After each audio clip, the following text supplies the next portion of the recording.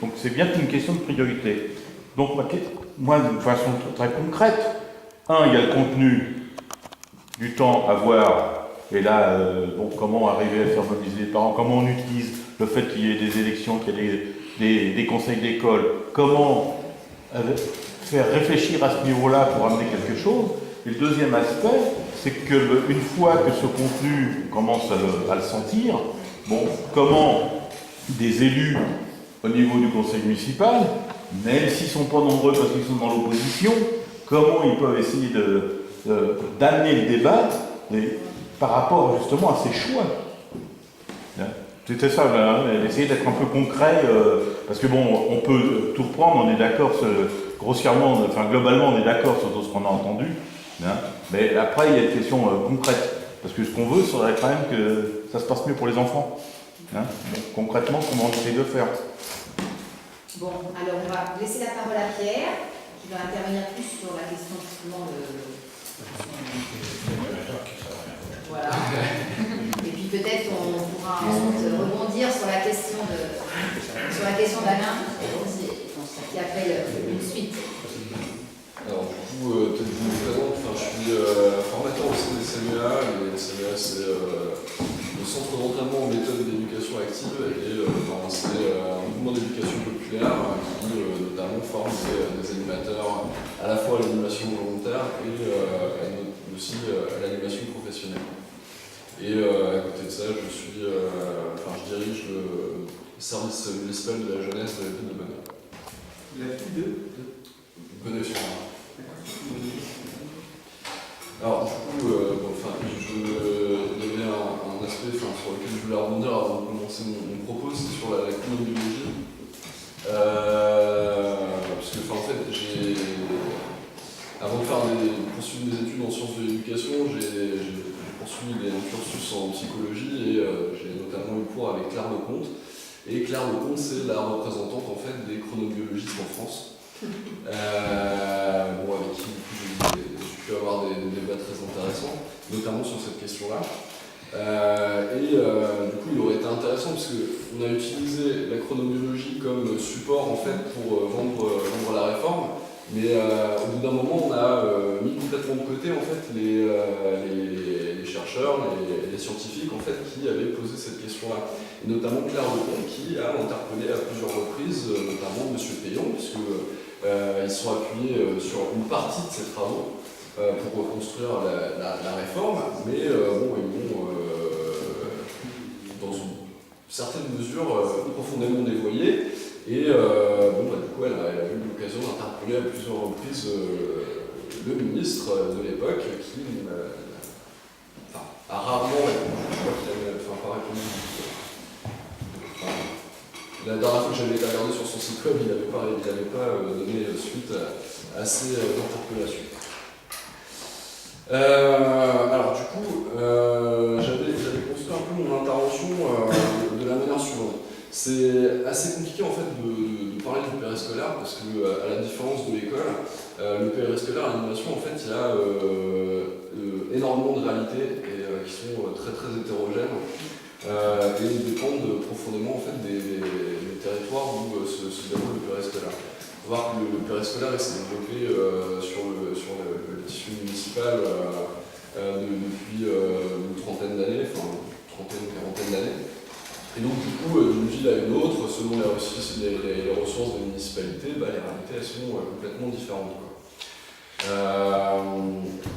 Du coup ça pose, ça a été soulevé tout à l'heure en fait, déjà dans le débat, mais la question d'égalité à l'échelle du territoire en fait, notamment quand on présente le fait que les activités dans la réforme, elles doivent contribuer à une meilleure réussite scolaire.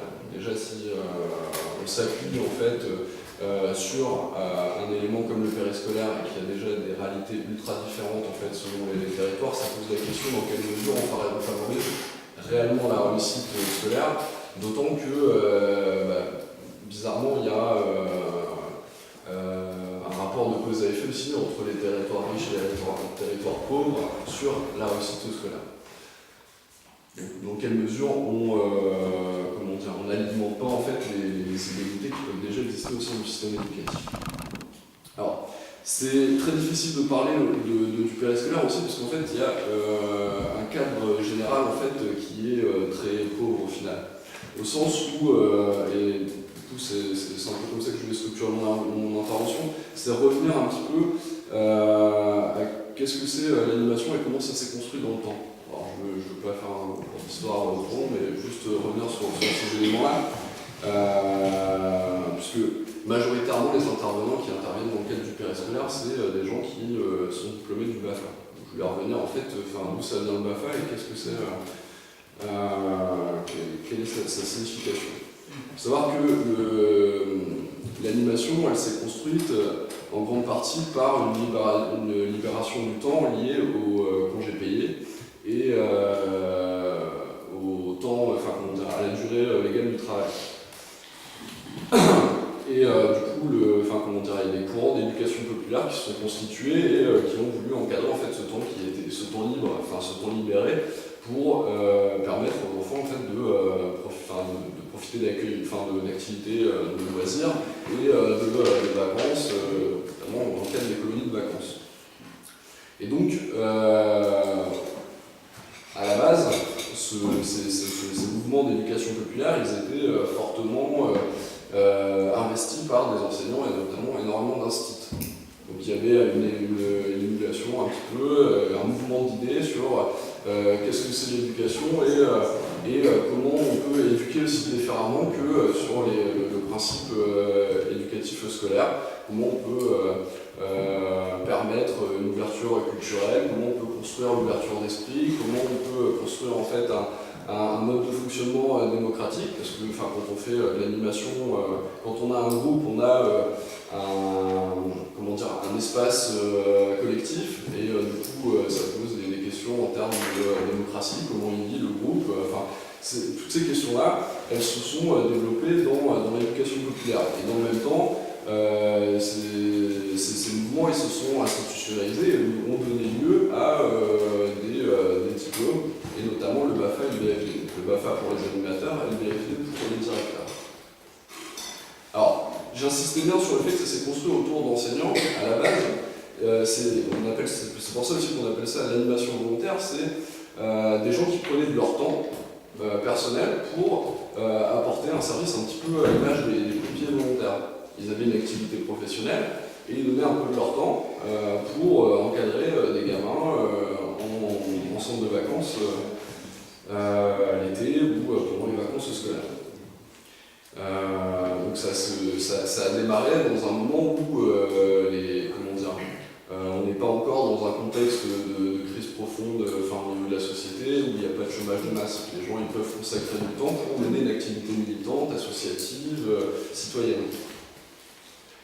Donc voilà, c'était pour situer un peu d'où ça vient le BAFA. Donc c'est une formation qui est relativement courte et qui, dans les sens de base, s'adressait à un public qui était déjà plus ou moins acteur de l'éducation, ou du moins des gens qui militaient dans des structures d'éducation populaire, donc qui baignaient dans une réflexion collective